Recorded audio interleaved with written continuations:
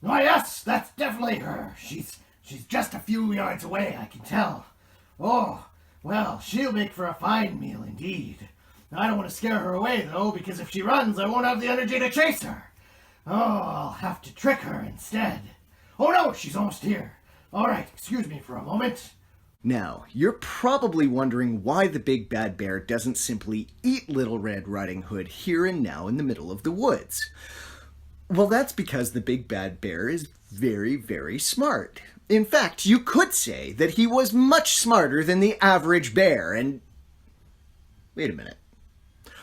Oh, yeah, no, you can't say that, because there's another way more famous bear that applies to. Okay, let's just say that the big bad bear had a big bad plan to avoid getting caught by anybody who happened to walk by.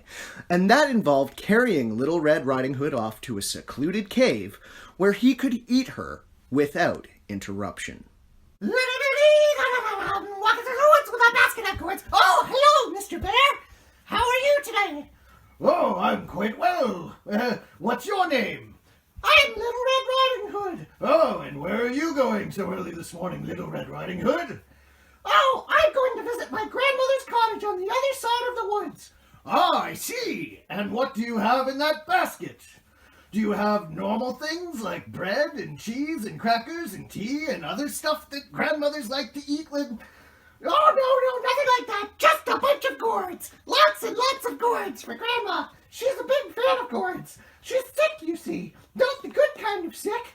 You know, the one where she's an awesome grandma who gives you sweet Red Riding Hoods that make you cool in front of all of your friends. But the other kind of sick, where she's feverish and running a temperature and probably coughing and puking all over the place. It's probably going to be really gross when I get there, but I've got these gourds. Delicious gourds for her. She's going to love them. Yes. Everyone feels better after a large, succulent, delicious meal. Of gourds, I mean, not of, human girls. Yeah, no. I'm sure your grandmother will enjoy eating you. I mean, having you for lunch. I mean, that is, she'll enjoy, hosting you for lunch, but you'll eat actual food, like these delicious gourds, and not you or anything like that. Yes, that'll do. Where does your grandmother live? Oh, her cottage is on the other side of this forest, just under some great oak trees, and there's some hazelnut bushes, and there's even a little sign for her that I made. It says, Grandma's house. You can't miss it. That sounds awfully far away. Must take a terribly long time to get there. Oh, it's a pretty long hike, but Grandma's totally worth the effort. Oh, of course she is. Yeah. But what if I were to offer you a ride? A ride? Like, oh, I can climb up on your back, maybe, like this? No, that's not what I mean at all. Oh, I'm sorry. No, you wouldn't want to ride me anyway. I don't have a saddle, and travel by bear is extremely bumpy. Oh, believe me, you'd hate it. I do, on the other hand, have, I'll be right back.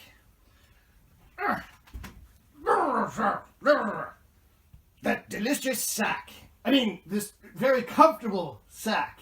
It's a traveling sack. Why don't you climb inside, and I'll carry you to your grandmother's. You really want me to climb into that small, dark sack? But of course.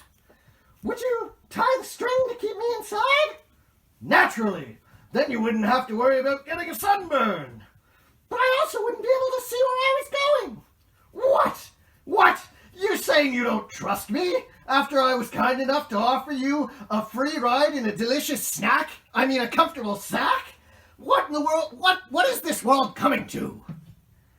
None of this sounds like a good idea at all. Yeah, it wasn't. It was a terrible idea. Remember, kids, never, ever go anywhere with a stranger. Could you fit in there? I mean, if you could show me that you can fit in there, then I would be sure that I could fit in there. Well, of course I could fit in there. I doubt it. You're a pretty big bear. All right, I'll show you. The bear climbed inside the sack, and then once he was inside, he popped his head out. You see? I told you so. I'm all the way in now. Yeah, but you're not really all the way in, are you? Your head's still poking out. Would my head be allowed to poke out of the sack? All right, fine. I'll put my whole head inside. All right, here I go. The moment that the bear put his whole head inside the sack, Little Red Riding Hood started to tie a double half-hitched knot and sealed him in. Now, even though you may never find yourself in this exact situation, it's still important to know how to tie lots of different kinds of knots. Fortunately, you can find books on how to tie knots at your local library.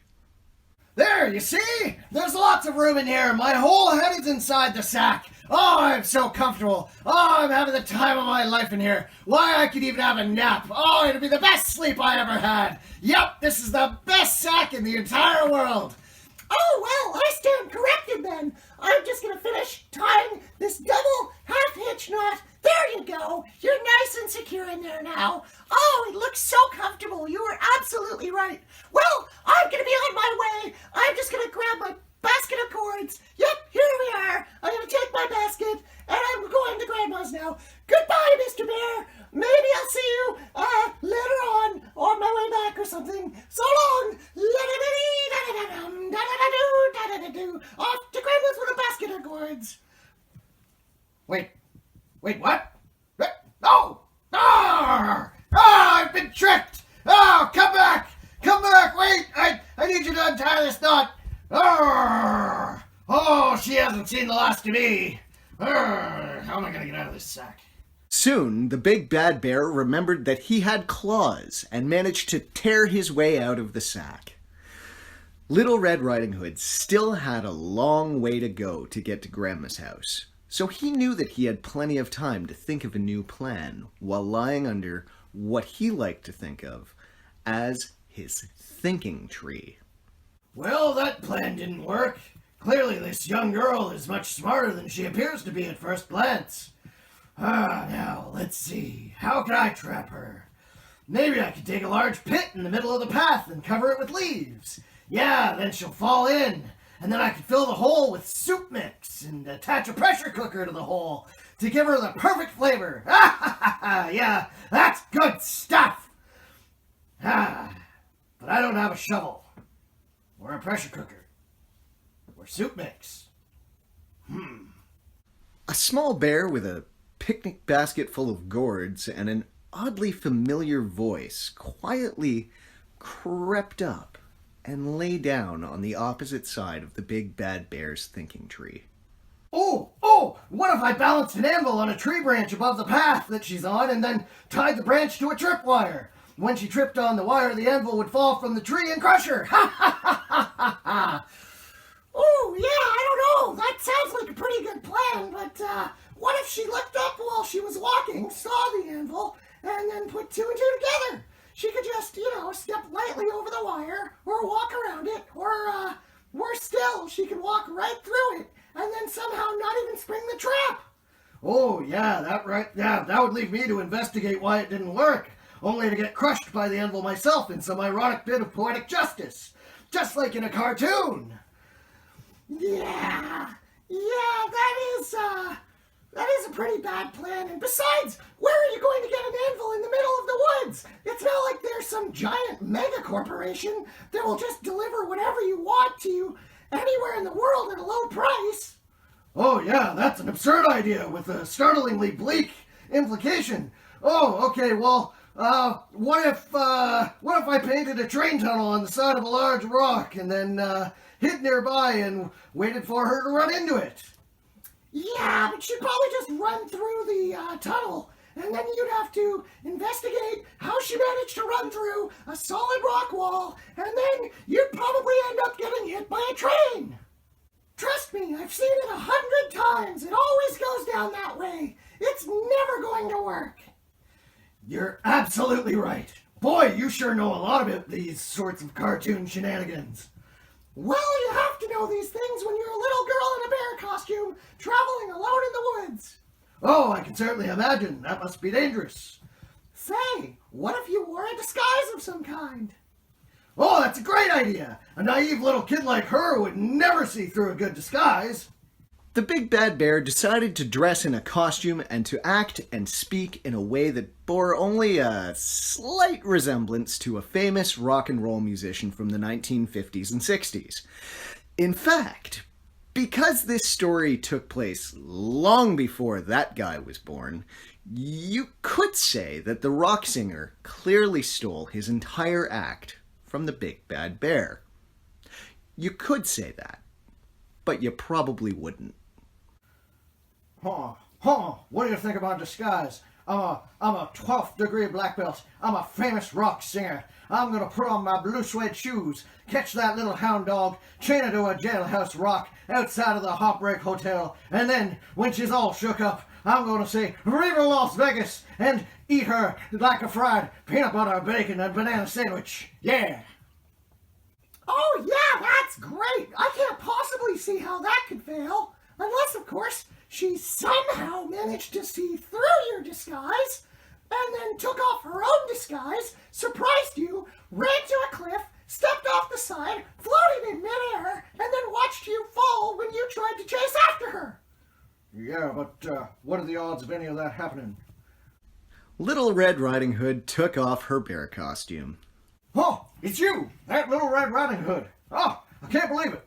That's right! It was me the whole time! Ha ha ha! Now let's see if you can catch me! Ah! Off I go!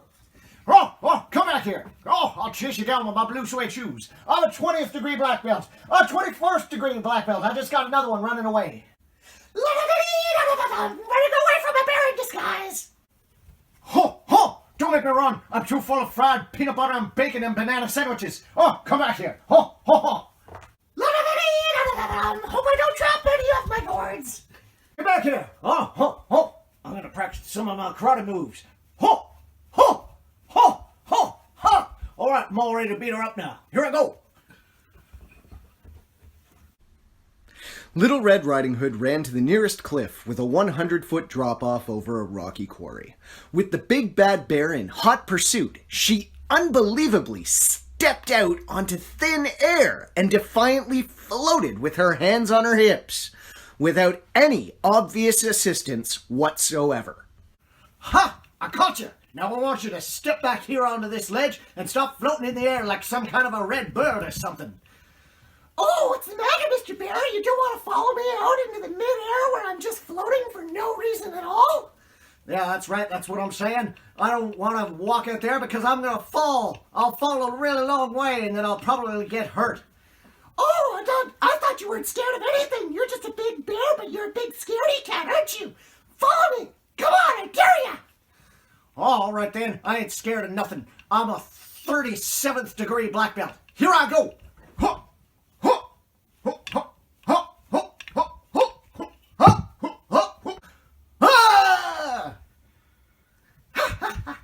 Works every time. Well, off I go. Off to Grandma's with my basket of gourds. Once the bear had picked himself up after his fall and dusted himself off, because you can only do that sort of thing and not get hurt in a silly story like this one, he scratched his head and he wondered what to do next. Well, despite what just happened, I really think I was onto something with that whole disguise idea.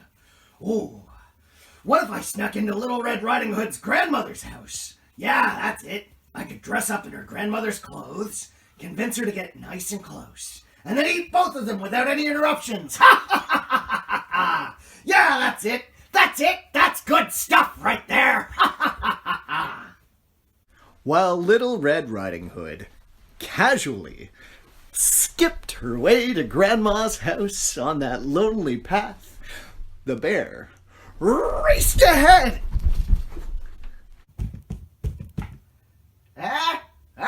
Who's there? Who's knocking at my door?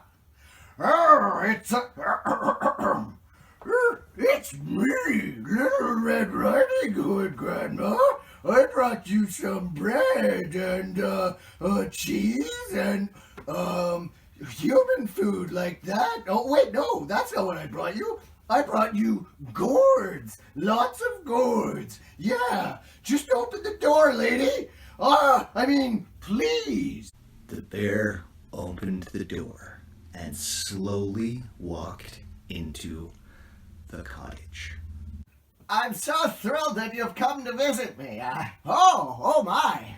Ooh, is something wrong? Oh, no, it's just, you don't look like your usual self today, my dear. It's, probably just the fever talking, but, can you step a mite closer? Oh, here I go. Oh, yes, that's better. Oh my, what big hands you have. Oh, they're paws. What was that? I said, I just had to pause for a second because I was worried that I forgot to close the front door. Oh, I see. That's perfectly reasonable. Yes, well, you should definitely close the door or else some nasty bear might wander inside looking for food. I say, now that you're a bit closer, my, what a hairy face you have. You look like you could use a shave, dear. I swear all that facial hair must come from your father's side, because your mother and I definitely don't have that. That's not a very nice thing to say to your granddaughter. I'm sorry, dear. You know how I get when I'm hungry. Now, did you say that you brought me something? I seem to recall you saying you brought me some food of some kind. Can you step closer so I can have a look? And where I didn't even see a basket. Where's the basket? Oh, I must have left it outside, but I'll just step a little closer. Oh, my, what big teeth you have. Oh, all the better to eat you with. Yeah, I'm gonna eat your granddaughter too. Now, you're gonna get in the broom closet. No, you can't do this to me. Oh, yes, I can. Help me! Somebody help! Somebody! Oh my goodness, he's putting me in a broom closet. Oh, dastardly bear. The bear jumped on the bed, snatched up the grandmother, and stuffed her in the broom closet next to a bunch of dusty brooms and stinky old shoes. Ugh! Yuck! What are you doing, you nasty old bear? Unhand me! I think you mean unpaw you. I don't have hands. That is no way to treat a lady, you know. Oh, well, when I see one, I'll let them know. Anyway, now, you sit down in this closet and don't make a peep, or else, I'll eat you. That you already said you were going to eat me anyway. Oh, well, I'll eat you slower. Oh, all right, fair enough. Yeah, all right, you be quiet in there. I will. Good. And now to wait.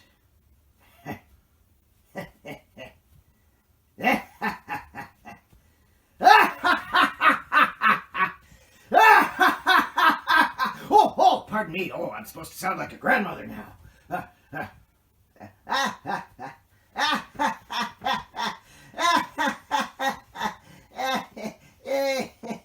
Meanwhile, Little Red Riding Hood finally arrived at Grandma's house. But she was very surprised and confused to find that the door had been left wide open. As soon as she entered the house, she began to feel as if something was dreadfully, dreadfully wrong. Finally at Grandma's with a basket of gourds. Grandma, why was your front door open? Grandma, are you here? Why does your house smell like bears? Grandma? I'm over here, dear. Oh, there you are. Little Red Riding Hood stepped closer to the bed. There lay what appeared to be her grandmother with her cap drawn low over her forehead. Grandma looked very strange, though, much heavier and more ferocious than Little Red Riding Hood remembered her being. Oh, Grandmother, you must be really sick. You don't look or sound anything like your usual self. There, I'm going to move this basket of gourds out of the way and get a really good look at you. Let's see. Oh, my. What big round ears you have underneath that kerchief. All the better to hear you with, my dear. And what big black eyes you have. All the better to see you with, honey. And what big, hairy, clawed hands you have. Pause! There, pause! Why can't any of you figure that out? All the better to hug you with, Little Red Riding Hood. Oh, and my goodness, what big sharp teeth you have. All the better to eat you with. Ha ha ha ha! Surprise, I'm really the big bad bear, and you're gonna be my lunch. Now, come here, I'm hungry. No, I'm gonna hide with the gourds. The big bad bear chased Little Red Riding Hood around and around and around the cottage for several minutes until a hunter passed by. Oh no, there's a bear chasing me and he kind of looks like my grandmother. Oh, what am I gonna do? Roar! Get back here! Oh, I'm gonna eat you up. I'm gonna eat you a lot. Oh no, the bear's still chasing me. I can't shake him. Oh, what am I gonna do? Ah! Roar! Oh, come on, stop running. I don't have the energy for this. Ah! Huck, I hear trouble in yonder cottage. Oh no. Over there it appears there's a little girl being chased by a big bad bear. Oh, I'll better help them out. Here I go. Roar! No! You shall not pass this spot. Get out of here, you nasty, nasty bear. Shoo! Scat! Go! No, I'm really hungry. I don't care. Go eat some rabbits or something. No, but all right, fine. The hunter chased the bear back into the woods and then helped Little Red Riding Hood rescue Grandma from the dusty broom and shoe closet. Don't worry, Grandma, I'm here to rescue you. Oh, here, come on out. Come on out of that closet. Oh, thank you so much, dear. Oh, you're such a peach. Oh, what sort of a lesson did we learn today that will justify the hour that I just spent in a stinky broom closet with all of my old shoes and a pair of socks stuffed in my mouth? You had a pair of socks stuffed in your mouth? I didn't think the bear did that. No, I did that. I wanted to make sure that I wouldn't say anything. Oh, okay, well, yeah, we did learn a lesson, Grandma. We learned never talk to strangers, especially if they're strange talking bears. And with that lesson learned, everybody lived happily ever after. Except for the big bad bear, who decided to try his hand at eating the 3 little pigs instead. But that's a story for another day. The end. Did you enjoy today's story? I think it was even better than the last one. If you enjoy fairy tales like this one, please remember to visit your local library. For all of the puppets here at the Imagination Theater, I'd like to thank you for joining us once again. I'm Mr. Bookman, and we'll see you next time. Bye for now.